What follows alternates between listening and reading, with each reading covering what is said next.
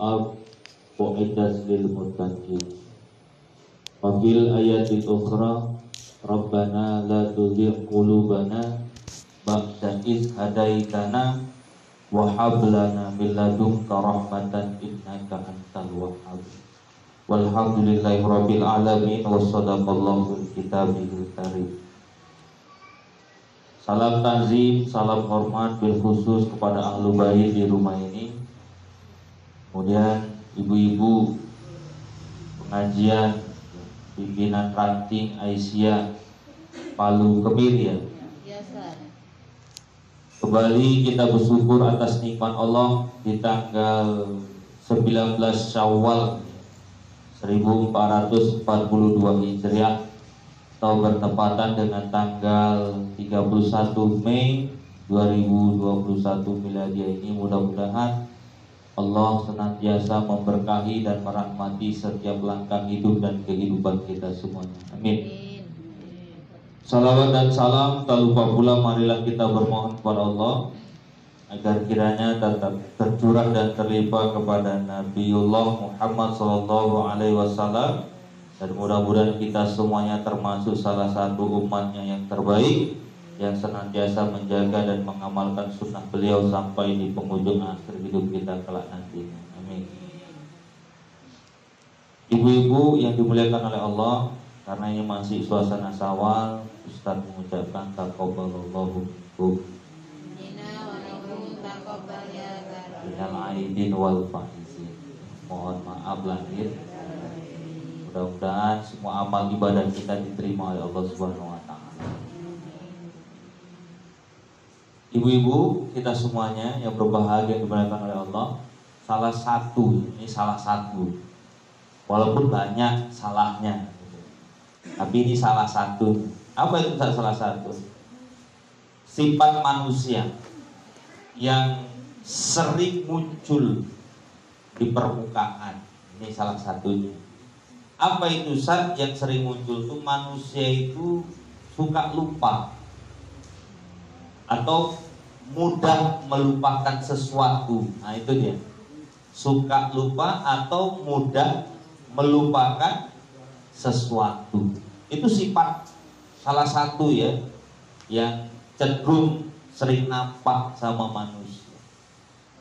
Kalau ibu masih ingat tahun 2004 bulan 12 tanggal 26 itu ada peristiwa apa? Pada jam 7 pagi. Nah, kalau nengok sejarahnya Ustaz ucapkan tahunnya, bulannya, tanggalnya, jamnya, pasti ibu akan teringat peristiwa apa itu. Adik ya, peristiwanya kan dahsyat itu besar. Lalu pertama kali di Indonesia terjadi sesuatu hal yang mengerikan. Spontanitas kita prihatin dengan keadaan itu. Kita cari sebabnya kenapa tsunami itu terjadi. Walaupun itu sebenarnya peristiwa alam atau peristiwa yang katanya dibuat, tapi orang mencari hal-hal sisi miring dan negatifnya. Oh ternyata ketika sebelum kejadian itu ada pesta seks di pinggir pantai, kan gitu dia. Sehingga Allah menghukum lah begitu. Artinya Allah mengazab kaum yang ada di Aceh. Itu kata beberapa orang, pandangan seperti itu. Atau yang lebih seger lagi, ada yang lebih seger lagi. Beberapa tahun yang lalu kalau nggak salah 4 tahun yang lalu itu ada di Palu. Apa itu di Palu itu? Gempa dan kemudian bergesernya apa itu peristiwanya? Bahasa ilmiahnya apa itu? Kalau bergeseran tanah itu sambil berputar-putar, apa namanya? Likuidasi atau apa namanya istilahnya? Apa kok likuidasi? Itu istilah apa? Likuifasi atau apa istilahnya itu? Pergerakan tanah itu likuifasi kalau nggak usah salah itu. Itu kan menelan korban yang sangat luar biasa. Dan kemudian ketika Ustadz ikut muktamar pemuda Muhammadiyah di Jogja 2 tahun yang lalu, naiknya Cak Nanto jadi ketua PP Pemuda Muhammadiyah, saya jumpa dengan orang Palu ya. Itu kayak mana rupanya peristiwanya Bang? Kenapa bisa terjadi? Oh, ada di kampung itu Pak, katanya. Dibilang sama saya. Di kampung itu Bang, katanya. Ada satu desa, hampir satu kecamatan di belakang. Itu kalau polisi nangkap penjahat nggak bisa. Kenapa? Orang tuh berbuat maksiat dan kompak gitu. Itu dibilangnya begitu. Orang main judi nggak bisa, narkoba nggak bisa ditangkap Pak. Polisi itu bisa diserang Pak. Maka dibiarkan begitu saja. Itu habis kan. Nah, kalau kita mentelisik juga dalam Quran, bagaimana dahsyatnya Nabi Lut berdakwah kepada kaumnya, kaum Sodom, kan gitu ya. Kemudian Allah turunkan banjir bandang. Bagaimana kedurhakaan Fir'aun terhadap Nabi Musa, Allah tenggelamkan di laut. Nabi Nuh, bagaimana dengan kaumnya juga Allah tenggelamkan. Jadi ibu-ibu yang dimuliakan oleh Allah, kalau kita bercerita tentang sejarah dan kembali kepada peristiwa itu, manusia sebenarnya banyak yang lupa. Contohlah, nggak usah jauh-jauh, sebelum lahirnya Nabi Muhammad, Abu Jahal sama Abu Lahab ada nggak ya? Ada kan? Sebelum lahirnya Nabi Muhammad, kan itu pamannya Nabi Muhammad tuh. Berarti yang duluan lahir siapa? Pamannya. Peristiwa sebelum lahirnya Nabi Muhammad tuh ada pasukan yang dari Yaman datang bawa pasukan gajah. Siapa nama rajanya itu? Abraha. Membawa pasukan bergajah. Semua masyarakat Mekah itu kan ngungsi, betul kan? Kecuali pamannya Nabi Muhammad yang nggak ngungsi deh. Karena kenapa? Karena dia percaya bahwa itu Mekah itu, Baitullah itu rumah Allah, yang akan menjaga ya Allah. Itulah katanya. Dan dia dialog sama Raja Abraham. Oh, kenapa nggak ikut lari? Aku mau ngambil untaku ini, mau ngambil ternakku ini. Loh, kok nggak tak kampungmu mau nggak apa-apa? Orang yang punya Allah, Allah yang menjaga. Diambillah ternak-ternak yang diambil sama Abraham. Itu kok udah bapak. Abraham mikirin gila nih kawan, udah mau dihancurkan kampungnya masih mikirin ternaknya. Tapi Abdul Muthalib nggak ambil dia. Di depan pintu Ka'bah, dia megang Ka'bah itu. Kalau ibu nanti nonton filmnya ada tuh, sudah difilmkan. Dia berdoa kepada Allah, Kau yang punya kerajaan ini, Kaulah yang akan menjaganya. Belum selesai doa dia, apa yang datang? Menghitam langit itu, burung ababil. Kan Abu Jahal, Abu Lahab tahu itu, ya kan? Mati semua tentara Abraham itu karena pertolongan dari Allah. Tapi begitu Nabi Muhammad datang, apakah Abu Lahab, Abu Jahal itu teringat peristiwa itu? Enggak ingat. Padahal garis keturunan Abdul Muthalib ya kan termasuk dia nasabnya juga, tapi nggak ada yang sadar itu. Nah Ramadan, ini Ustaz mau cerita Ramadan, tapi Ustaz antarkan dulu supaya manusia ingat. Kita kan manusia yang datang semua kan. Iya. Kalau kita manusia itu berarti kita punya sifat lupa. Nah kalau Ustaz ingatkan, baru 19 harinya kita tinggalkan puasa. Tapi hampir banyak umat Islam tuh kira-kira masih ingat sama puasanya atau udah lupa gitu. Ingatnya ya puasa 19 hari yang lalu sudah selesai. Cuman yang membekas dari Ramadan tuh ingat gak gitu. Itu yang mau Ustaz sampaikan. Jadi kadang-kadang kita ini Bu tak pernah mengingat, padahal para ulama mengatakan bahwa puasa itu adalah bulan biang, kan gitu kan? Bulan penggemblengan, bulan pendidikan, bulan madrasah bagi orang-orang yang ingin mencetak imannya menjadi orang yang bertakwa. Kita buktikan nanti betul nggak takwa itu masih kita pegang atau tidak, iman itu masih terhujat nggak sama kita pelan-pelan kita bedahi. Nah itu maksud Ustaz. Maka dari itu ibu-ibu yang dimuliakan dari rahmat oleh Allah Subhanahu wa taala, maka kita kan diajari doa. Tadi Ustaz baca firman Allah itu kan doa itu.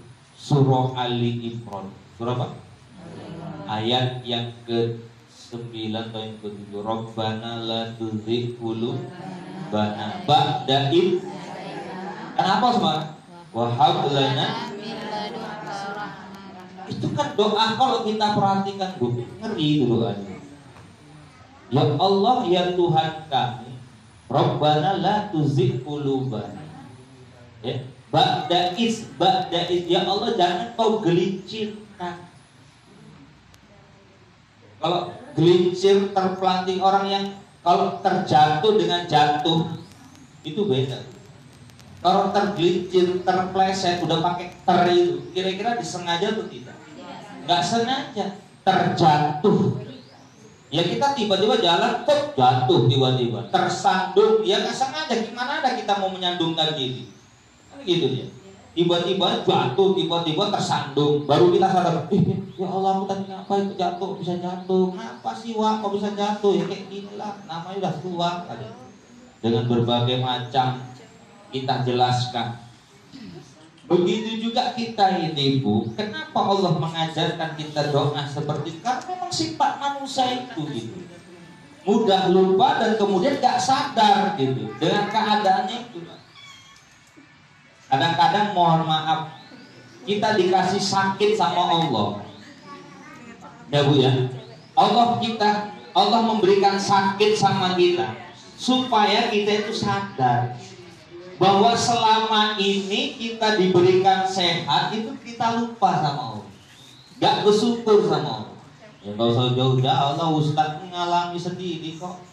Gak usah cerita ibu-ibu lah, Ustadz pun gitu. Dulu aku masih sehat, masih muda mah, kemana ayo, mana kita masih ya. Tahun yang lalu kena tsunami sakit Ustadz, waktu pas corona pertama kali dulu. Naik asam lambung dulu, 2 kali kena Ustadz. Gara-gara asam dan gara-gara corona, mikirin coronanya, lambung gak turun-turun akhirnya. Kalau lambung ini kalau banyak pikiran kan gak turun-turun tuh, ngeri itu. 2 kali dalam sebulan itu 2 kali, bayangkan tuh. Udah ketakutan, kayak kurang tahu lah gigil-gigil ini, sakit awak. Ternyata ya Allah, kalau gak Allah kasih peringatan sama aku sakit, barangkali aku lupa untuk aku bersyukur kepada Tuhan. Nah itu, gak usah orang lain lah, Ustaz pun begitu. Maka dengan sakit itu mengingatkan bahwa kita akan mati gitu. Mengingatkan bahwa sesungguhnya hidup kita ini perlu diingatkan. Kenapa Allah mengatakan wa tawassaw bil haq wa tawassaw bil sabr? Itu betul itu. Demi masa manusia itu semuanya merugi kata Allah, kecuali kata Allah, orang yang beriman dan beramal soleh saling menasihati dalam kebenaran dan kesabaran. Kadang-kadang kita ini Bu, metipu kali hidup kita. Udah dikasih rezeki kadang-kadang sama Allah kita lupa untuk bersedekah. Kadang-kadang kita dikasih kesempatan oleh sekali-sekali ngajinya, seminggu sekalinya kita ngaji. Kadang-kadang males, payah kali itu geraknya Ustaz. Males. Kadang-kadang kita dikasih oleh Allah Subhanahu wa taala kesempatan harta yang banyak, yang luas, tapi terkadang kita nggak mau bersedekah. Ada. Maka terkadang perlu Allah ngasih teguran sama kita supaya kita kembali kepada. Jadi ibu-ibu yang dimuliakan oleh Allah, kembali lagi bahwa 19 hari yang lalu kita sudah meninggalkan Ramadan. Barangkali kalau Ustadz ditanya, Ustadz kayak mana Ramadan? Kok Ustadz kepinginnya tiap hari Ramadan? Ya kan enak gitu rasanya Ramadan. Ya karena Ramadan tuh semua amal ibadah diberikan ganjaran yang tak main-main oleh Allah Subhanahu wa taala. Kemudian betul-betul kita ditempa oleh Allah Subhanahu wa taala di bulan Ramadan. Maka di akhir Ramadan itu ibu-ibu yang dimuliakan oleh Allah, yang pertama kita akan mengucapkan namanya minal aidin wal faidin. Itu dulu Ustaz kira minal aidin wal faidin artinya mohon maaf lahir batin, banyak enggak. Jadi gini, minal aidin wal faidin itu ada sejarahnya. Ucapan itu walaupun itu dipopulerkan oleh Bung Karno. Itu Bung Karno yang mempopulerkannya. Oke. Jadi tanggal 17 Ramadan 2 tahun setelah Nabi hijrah ke Madinah, sampailah ke Madinah. Para istri-istri mujahidin senang lah, suaminya kan selamat, nggak jadi janda lah istilahnya. Anak-anak juga senang karena ayahnya selamat, dia nggak jadi yatim. Begitu selesai perang itu, Nabi bilang begini, wahai para sahabatku, para tentara-tentara Allah, Hari ini kita telah memenangkan peperangan yang sangat besar. Tapi perang ini belum ada apa-apanya. Kita masih ada menghadapi perang yang lebih besar dan lebih sesungguhnya yang akan kita hadapi. Sahabat bingung. Ya kan? Ini perang paling besar dan kita menang Rasul. Perang apa lagi yang mau kita hadapi? Apa jawaban Nabi? Perang melawan hawa nafsumu sendiri. Itulah jawabannya. Begitu mereka pulang di gerbang pintu Madinah, Bu, disambutlah sama istri mereka masing-masing. Keluarga mereka menyambutnya, anak menyambut, istri menyambut, pokoknya disambutlah. Begitu para mujahid itu memeluk istri dan keluarganya, dibisikkanlah di telinga istri dan anak-anaknya kata-kata kalimat minal aidi wal ba'i. Itu pertama kali kalimat itu muncul. Kami telah kembali meraih kemenangan dan akan kembali, ya, melakukan peperangan kembali. Perang yang sesungguhnya sudah selesai, tapi perang yang akan dihadapi di perang melawan hawa nafsunya sendiri. Maka kata minal aidin wal faidin diucapkan. Kenapa dipopulerkan setelah Ramadan? Karena kita sudah berperang. Perang apa? Melawan hawa nafsu. Itulah kita puasa, kita qiyamul lail atau tarawih, kita tadarus Quran, kita berinfak, kita iktikaf, kita sedekah dan berjuang. Datang ada orang gak puasa, gak baca Quran di bulan Ramadan, tarawih pun paling sekali-sekali. Pas pertama sama akhir. Begitu Lebaran, dia pula yang paling lancar mengucapkan minal aidin wal faidin ya wah. Itu kalau di Pakam nggak ada, Palu Kemiring nggak ada, daerah Tembungnya ini kok di sini nggak ada. Nggak ada kan Bu yang kayak gitu kan? Hah? Ada juga. Daerah-daerah sini ada juga kayak gitu. Aku kira daerah Tembung aja, ada orang Tembung kayak gitu, ya kan? Nggak puasa, ya kan, tarawih itu jarang-jarang, tiba-tiba paling depan pula dia mengucapkan sama Ustaz, nah ini Bapak izin ya Pak Ustaz katanya. Untung ada kawan nggak pernah puasa itu puasa dia kok berarti kan? Ada orang macam kayak gitu dulu. Padahal Bu, yang seharusnya mengucapkan minal aidin wal faizin itu orang yang udah berjuang, puasa dia, tarawih dia, baca Quran dia, ini nggak pernah. Kok enak kali dia mengucapkan itu. Orang yang mengucapkan minal aidin wal faizin itu seharusnya menetes air mata, menangis dia. Kenapa? Karena dia belum berjuang yang sesungguhnya, baru memulai. Ada 11 bulan yang harus dia taklukkan kembali sebelum berjumpa lagi perang yang sesungguhnya lagi nanti. Itu dia. Jadi perlu kita dudukkan itu, kita sampaikan kepada saudara kita, kepada terutama keluarga kita, anak-anak kita. Jadi makna minal aidin wal faizin itu ke sana. Ya Bu ya.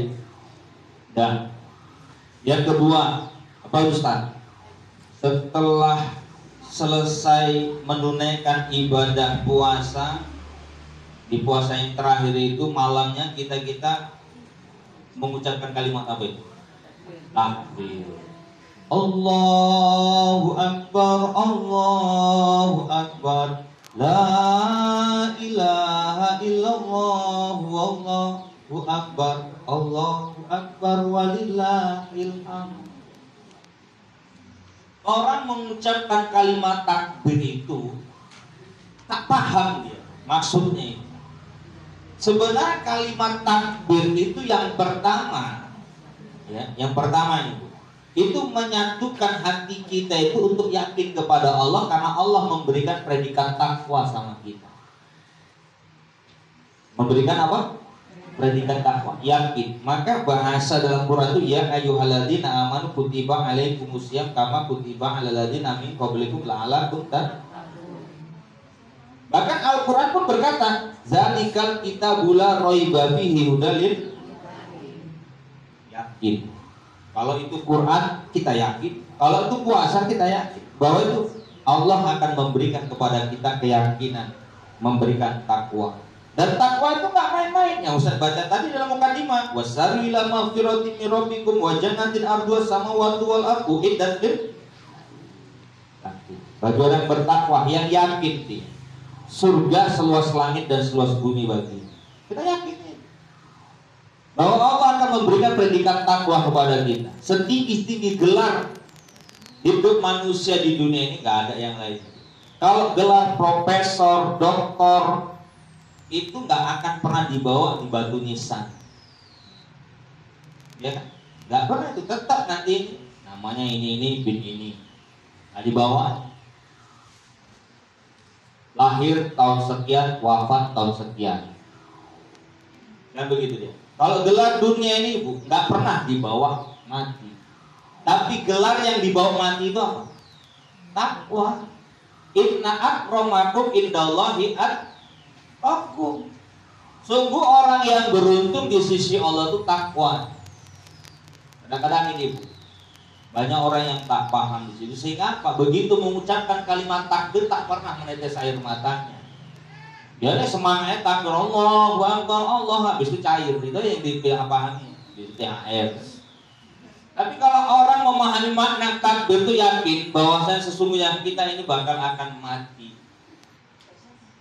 Hidup kita sesaat, sebentar. Bekal apa yang mau kita bawa menghadap Allah? Begitu. Orang yang mati itu pakai kain kapan. Maksudnya kain kapan itu apa? Kenapa disebut kain kapan? Karena mati itu mengingatkan kepada kita, kapan nanti aku akan mati seperti. Maka disebutlah kain kapan. Kapan aku mati. Maka disebutlah kain kapan. Kenapa kain kapan? Mengingatkan kita yang masih hidup. Kapan aku mati? Pakai kain kapan. Gitu loh. Sehingga pahamlah begitu, sehingga kita mengingat bahwa kematian itu akan datang kepada kita. Kapan aku seperti itu? Dipersiapkan. Kali disebut dengan kain kapan. Kain itu kapan sama aku. Kain kapan itu kapan masuk sama glandula. Sehingga apa? Disebutlah kain kapan. Kapan aku akan seperti itu? Ibaratnya kepada kita. Akan siapkan amal kita. Ini contoh Bu.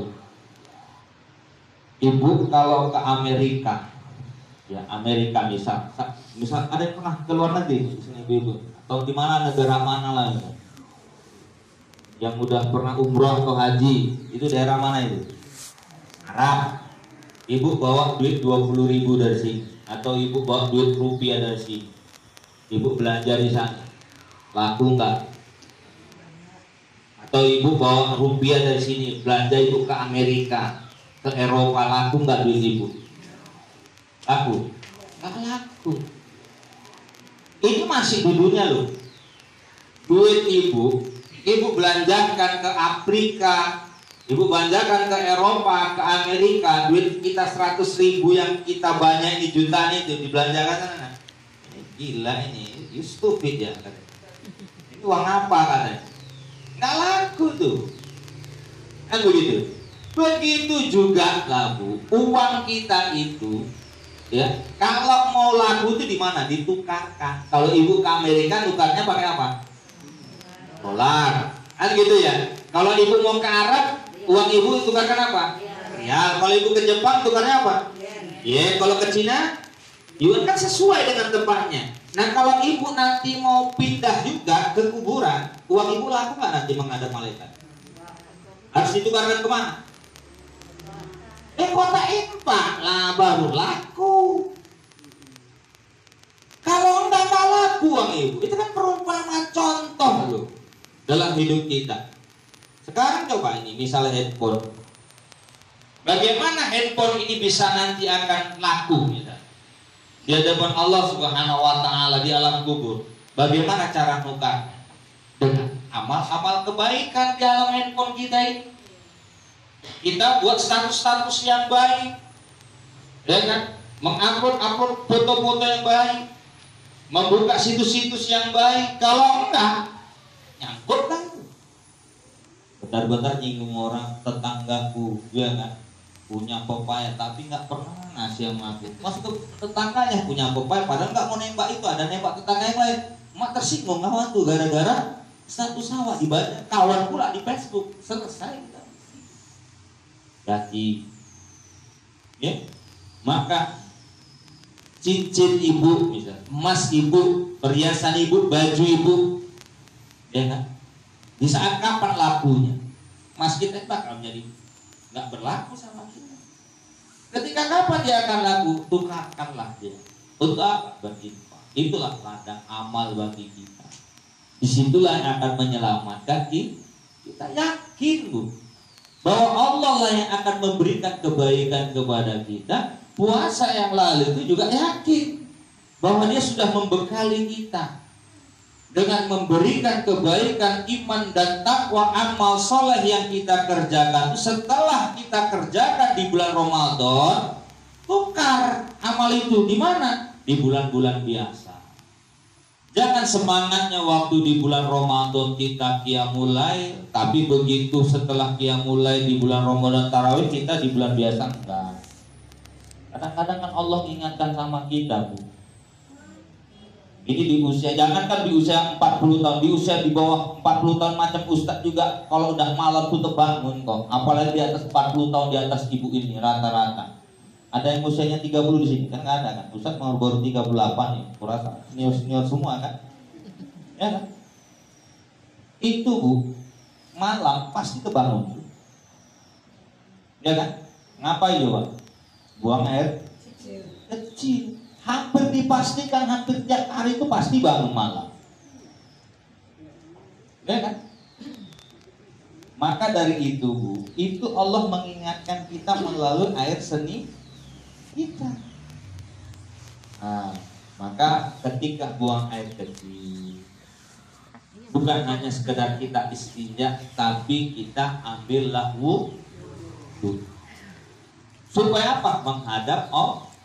Bentar aja lah, kalau nggak sanggup 11 rakaat, nggak sanggup belasan rakaat, udah 2 rakaat aja. Kita sholat tobat, kita sholat sunat hajat, kita sholat sunat wudu, kita sholat sunat tahajud, terserah. Yang penting kita ada sholat menghadap Allah. Kenapa? Itulah mengingatkan kita akan kematian kita. Maka nanti kalau orang yang sudah wafat nanti, mereka akan meminta kepada Allah. Kan banyak dijelaskan. Dalam Al-Quran surah As-Sajdah 12 Allah jelaskan. Dalam Al-Quran surah Al-Munafiqun 10 Allah jelaskan.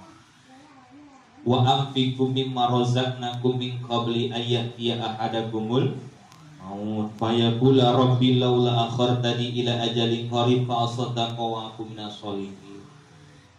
Berikan kepada Allah, infakkan, sedekahkan apa yang sudah kurozakkan kepadamu sebelum kematian.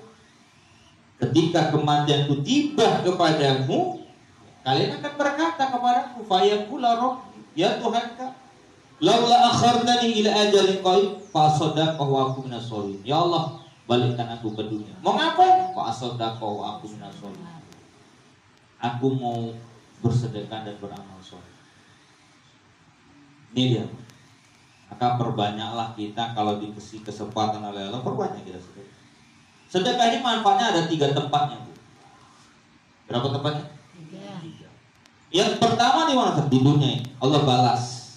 Orang sedekah itu ibaratkan jenggot dipotong, bisa tumbuh lagi. Ini baru semalam saya potong, dia tumbuh lagi jenggot saya. Potong lagi, tumbuh lagi. Itulah ibaratkan orang bersedekah. Nggak akan berhenti itu. Cuman itulah. Kalau duit 100.000 datang ke Indomaret berat kali itu, ya kan?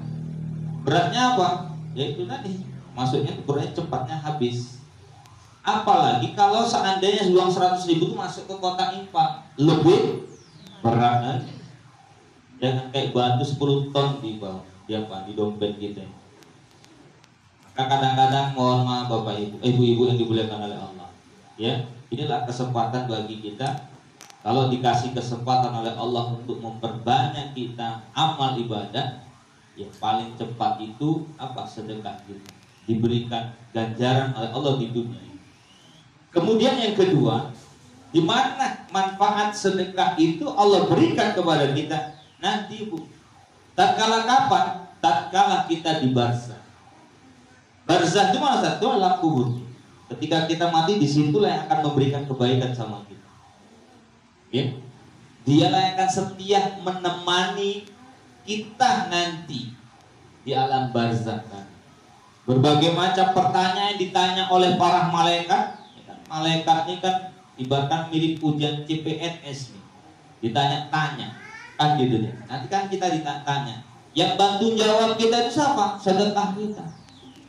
Nah, yang ketiga, di mana tempatnya yang Allah akan balas? Di akhirat, di yaumil akhir. Dia akan memberikan naungan sama kita. Itu manfaatnya sedekah.